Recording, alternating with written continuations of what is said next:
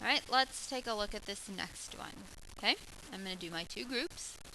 Here's my first group, and let's do a different color. Here's my first group. So what do they have in common?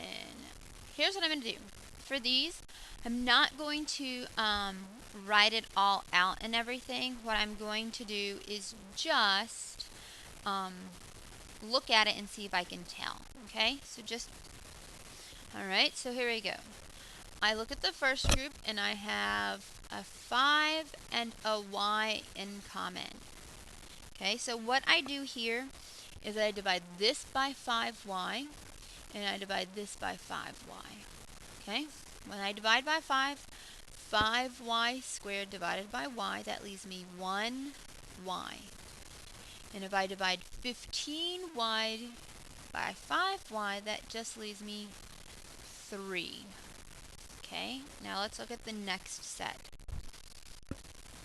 I include the plus 4 here. What do these have in common? What's the biggest number that will divide both of them? Well, I know it can't be a y because this one doesn't have a y. So all I can pull out is a number or factor out as a number. So what's the largest number that will divide 12 and 4? I think it's probably 4. So I'm going to pull out a plus 4. Okay, so I divide this by 4, a positive 4, and I divide this by a positive 4. And what does it leave me? A positive 4y divided by 4 leaves me just y.